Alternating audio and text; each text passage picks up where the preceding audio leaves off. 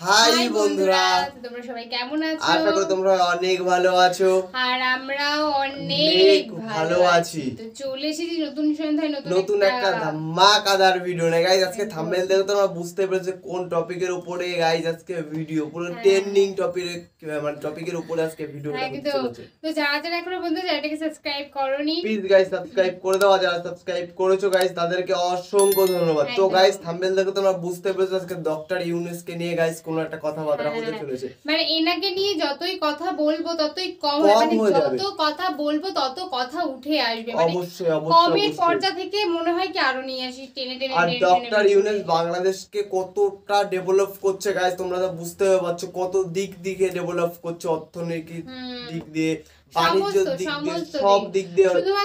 শুধু তো ওদের দেশেই না, আমাদের দেশে বা অন্য আরো কান্ট্রিতে কিন্তু প্রচুর হেল্প করছে। মানে এরকম একটা মানুষ একটা দেশে থাকা মানে বিশাল ব্যাপার, দেশটাকে খুবই উন্নতর পথে নিয়ে যাচ্ছে আজকে।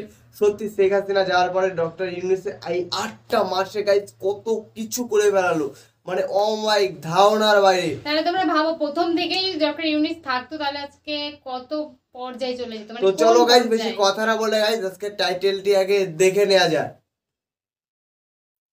তো বলছে খামেনির মতো প্রফেসর ইউনুসও হবেন সুপ্রিম লিডার। অবশ্যই সুপ্রিম লিডার হবে ইউনুস হবে, অবশ্যই।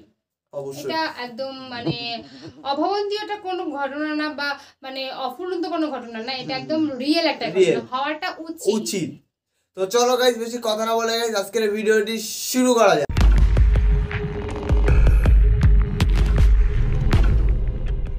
সূর্যটা আকাশের মাঝখানে দাঁড়িয়ে আছে। ঢাকার একটি পুরনো মসজিদ থেকে জুম্মার নামাজ শেষে মানুষ বেরিয়ে আসছে।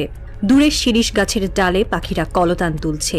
বাতাসে শীতল একটা আমেজ ছড়িয়ে পড়েছে। শহরের এক কোণে একটি জরাজীর্ণ বাড়ির ছাদে দাঁড়িয়ে আরিফ আকাশের দিকে তাকিয়ে।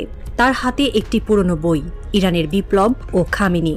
পাতার পর পাতা উল্টে সে ভাবছে একজন মানুষ কিভাবে একটি জাতিকে নিজের আদর্শে গড়ে তুলতে পারে।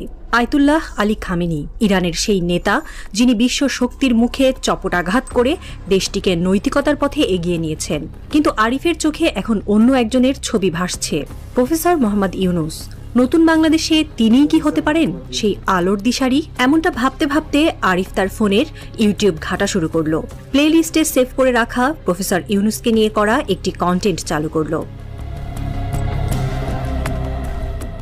2024 সালের 5 আগস্ট বাংলাদেশের ইতিহাসে একটি টার্নিং পয়েন্ট। ছাত্র জনতার অভূতপূর্ব আন্দোলনে ক্ষমতার গদি থেকে বিদায় নিয়েছিল একটি সরকার।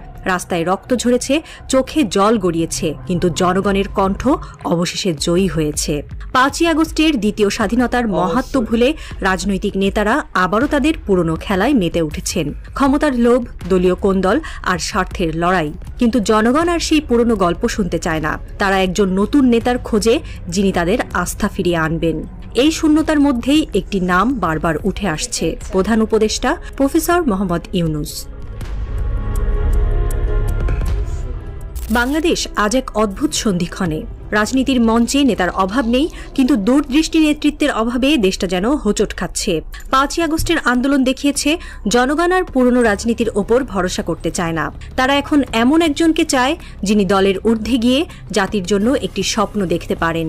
ইরান যেমন আয়াতুল্লাহ খামেনির মতো একজন নৈতিক পথপ্রদর্শক পেয়েছিল, বাংলাদেশও কি তেমন কাউকে পাবে? খামেনি ইরানে কখনো সরকারের দৈনন্দিন কাজে হাত দেননি, তবু তার নৈতিক প্রভাবে দেশটা আত্মনির্ভরশীল হয়ে উঠেছে। তিনি যেন একটি আলোক বার্তিকা, পথ দেখান, কিন্তু পথে হাঁটার দায়িত্ব অন্যের। বাংলাদেশের জন্য এমন একজন দরকার। আরিফ ভাবে এদেশে এখন নেতৃত্ব মানে শুধু দেশ চালানো নয়, সময়কে চালানো। আর প্রফেসর ইউনুস সেই চালকের আসনে বসার উপযুক্ত। তাকে সামনে রাখাই হবে ভবিষ্যতের প্রতি আমাদের শ্রদ্ধা জানানো। ইউনুসের নেতৃত্বে দ্রব্যমূল্য নিয়ন্ত্রণে এসেছে। 2025 সালের ঈদ দেশের ইতিহাসে সবচেয়ে সাশ্রয়ী ঈদ হিসেবে চিহ্নিত হয়েছে। বাজারে চাঁদাবাজি বন্ধ হয়েছে তার কঠোর অবস্থানের কারণে। তিনি বিনিয়োগ বোর্ডের চেয়ারম্যান আশিক চৌধুরীর মতো হাইলি ট্যালেন্টেড ব্যক্তিদের দেশের গুরুত্বপূর্ণ চেয়ারে বসিয়েছেন, যার ফলে অর্থনীতিতে দেশের উন্নয়নে নতুন গতি এসেছে। ছাত্র জনতার মন জয় করে নিয়েছেন ইউনুস। তারা বিশ্বাস করে এই মানুষটি তাদের স্বপ্নকে বাস্তবে রূপ দিতে পারে। বাংলাদেশের 90 লাখ নারী তার মাইক্রো ফাইন্যান্স মডেলের মাধ্যমে আর্থিকভাবে স্বাধীন হয়েছেন। 15টি দেশে তার সামাজিক ব্যবসার মডেল ছড়িয়ে পড়েছে। এই কাজ রাজনীতির চেয়েও বড়, কারণ এটি সরাসরি মানুষের জীবন বদলেছে। 5ই আগস্টের পর বাংলাদেশের জনগণের মধ্যে আরেকটি চেতনা জেগে উঠেছে। প্রতিবেশী ভারতের শোষণের বিরুদ্ধে প্রতিবাদ। বাণিজ্য সীমান্ত আর পানি বণ্টনের ক্ষেত্রে ভারতের আধিপত্যবাদী নীতি বাংলাদেশকে বারবার কোণঠাসা করেছে। জনগণ এখন এমন একজন নেতা চায় যিনি ভারতের এই শোষণের বিরুদ্ধে স্পষ্ট কণ্ঠে কথা বলবেন। প্রফেসর ইউনূস এই ক্ষেত্রেও একটি শক্তিশালী সম্ভাবনা। তিনি আন্তর্জাতিক মঞ্চে বাংলাদেশের প্রতিনিধিত্ব করেছেন বারবার। তার কণ্ঠে নেই দ্বিধা, নেই ভয়। তিনি যখন বিশ্ব নেতাদের সঙ্গে কথা বলেন তখন বাংলাদেশের স্বার্থকে সামনে রাখেন। ভারতের বিরুদ্ধে তার স্পষ্ট অবস্থান জনগণের মনে আস্থা জাগায়। আরিফ ভাবে ইউনূস যদি নেতৃত্বে আসেন তবে তিনিই পারবেন ভারতের শোষণের বিরুদ্ধে বাংলাদেশের পক্ষে দাঁড়াতে। অবশ্যই অবশ্যই। বিশ্ব রাজনীতির মঞ্চে বাংলাদেশের প্রতিনিধিত্ব করার মতো ব্যক্তি খুব কমই আছেন। প্রফেসর ইউনূস সেই বিরল ব্যক্তিত্ব। নোবেল শান্তি পুরস্কার বিজয়ী এই মানুষটি বিশ্ব নেতাদের সঙ্গে সমানে সমানে কথা বলেন। তার কণ্ঠে বাংলাদেশের গর্ব ধ্বনিত হয়। যখন তিনি জাতিসংঘের মঞ্চে বা বিশ্ব অর্থনীতি ফোরামে কথা বলেন তখন বাংলাদেশের কথা বিশ্ব শোনে। অন্য রাজনীতিকরা হয়তো দলীয় স্বার্থ বা ব্যক্তিগত লাভের জন্য বিশ্ব মঞ্চে যান, কিন্তু ইউনূসের লক্ষ্য সব সময়ই জনগণ। তিনি বাংলাদেশকে একটি আত্মনির্ভরশীল গর্বিত জাতি হিসেবে দেখতে চান। বিশ্ব রাজনীতিতে তিনি একমাত্র ব্যক্তি যিনি সত্যিকার অর্থে বাংলাদেশকে প্রতিনিধিত্ব করতে পারবেন। কল্পনা করা যাক, আগামীর বাংলাদেশে একটি নতুন কাঠামো গড়ে উঠেছে। সংসদ থাকবে, সরকার থাকবে, রাজনীতির খেলা চলবে, কিন্তু এর ঊর্ধ্বে থাকবেন একজন নৈতিক অভিভাবক। তিনি ক্ষমতার লোভে নয়, ন্যায় আর সত্যের পথে দাঁড়িয়ে জাতিকে পথ দেখাবেন। ইরানে আয়াতুল্লাহ খামেনি এই ভূমিকা পালন করেছেন। তিনি সরকারের ওপরে, তবু সরকারের বাইরে। তার কণ্ঠই জাতির বিবেক। ইউনূস যদি এই ভূমিকায় আসেন তবে তিনি হবেন বাংলাদেশের কম্পাস। রাজনীতির বাইরে থেকেও তিনি দেশের ভারসাম্য রক্ষা করতে পারেন। তার অভিজ্ঞতা, তার দৃষ্টিভঙ্গি আর তার আদর্শ, এগুলোই বাংলাদেশকে একটি নতুন দিকে নিয়ে যাবে।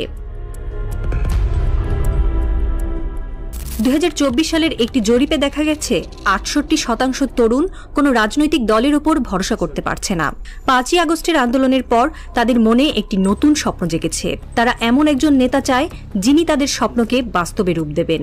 ইউনূস সেই পার্থক্য গড়তে পারেন। তিনি বিশ্বের সম্মানিত, দেশে গ্রহণযোগ্য আর তরুণদের কাছে আদর্শ।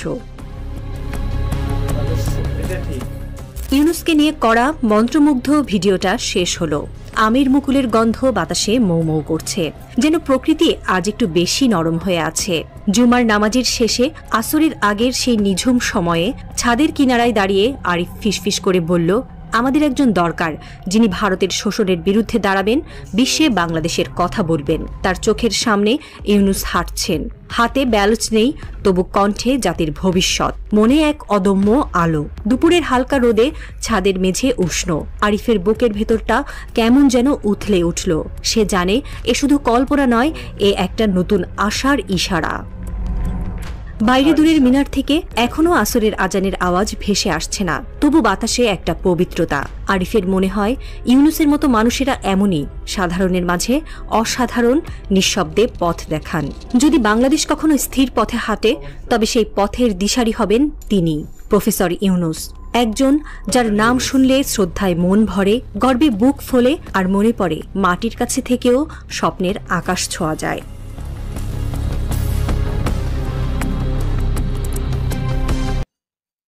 তো বন্ধুরা, আমাদের ভিডিওটি তোমাদের কেমন লাগলো গাইস অবশ্যই কমেন্টে জানিয়ে দেবো। আমি যত দেখছি তত মুগ্ধ হচ্ছে। মানে ডক্টর ইউনূস সত্যি একটা মানে লেভেল লেজেন্ডের সাধারণের মধ্যে অসাধারণ কিছু, মানে উনি এমন কিছু নেই যে জিনিসটা ওনাকে ছাড়া মানে সম্ভব হচ্ছে মানে উনি বাংলাদেশের বলেই কিন্তু মানে অত বড় একটা মঞ্চে গিয়ে আর উনি বাংলাদেশ সম্পর্কে কিছু বলতে পারছে, জনগণ নিয়ে কিছু বলতে পারছে, সেটাই। আর গাইস মানে ডক্টর ইউনূস বাংলাদেশকে কতটা এগিয়ে নিতে পারবে গাইস, সেটা আমাদের মানে আমরা যারা মানে কি বলে দর্শক অ্যাকচুয়ালি তারাই ভালো করে বুঝতে পারছি যে ইউনূস কতটা হেল্প করছে, মানে কতটা প্রতিটা সমাজের প্রতিটা মানুষ যদি এরকম প্রতিবাদী হতো অবশ্যই তাহলে আজকে সমাজটা একটু অন্য জায়গায় অন্য দাঁড়াতো। বাংলাদেশ আজকে এতটা পিছিয়ে থাকতো না, অনেকটা ডেভেলপ হয়ে যেত এতদিন। আর তো গাইস এরকম আমাদের একটা হ্যাঁ প্রতিবাদী মানুষ কিন্তু আমি বলবো যে সবাই গড়ে উঠুক সত্যি। অবশ্যই অবশ্যই সেই অবশ্যই। ছাত্র আন্দোলনের পর থেকে যেন সবার রক্ত গরম গরম হয়ে হয়ে গেছে, গেছে, যে আমাদের সত্যি। দেশটাকে একটা অন্য পজিশনে নিতে হবে, অন্য জায়গায় দেখতে হবে। আর এরকম একটা প্রতিবাদী মানুষকে সত্যি মানুষ ছিল বলেই কিন্তু আজকে আজকে বাংলাদেশটা এখানে। বাংলাদেশটা এতটা এগিয়ে পড়েছে। তো গাইস একটা কথা হলো গাইস, আমাদের ভিডিওটি তোমাদের কেমন লাগলো যদি ভালো থাকে, মানে যদি ভিডিওটি ভালো লাগে তাহলে অবশ্যই গাইস লাইক কমেন্ট শেয়ার অবশ্যই করে একদম। দিও। আর তোমরা কিরকম ধরনের ভিডিও চাও গাইস সেটা অবশ্যই আমাদের কমেন্টে জানিও, আমরা সেরকম রিলেটিভ ভিডিও নিয়ে তোমাদের সাথে চলে আসবো। তোমাদের কোনো পুরনো ভিডিও যদি তোমাদের পছন্দ হয়ে থাকে বা তোমাদের মনের মতো যদি কোনো ভিডিও থেকে থাকে তার লিঙ্কটা অবশ্যই আমাদেরকে দিও, আমরা সেই ভিডিওটা করার চেষ্টা করবো। বা তো চলো গাইস নেক্সট কোনো ধামাকাদার ভিডিও দেখে তোমাদের সাথে আবার দেখা হবে। আজকের মতন এখানেই টাটা।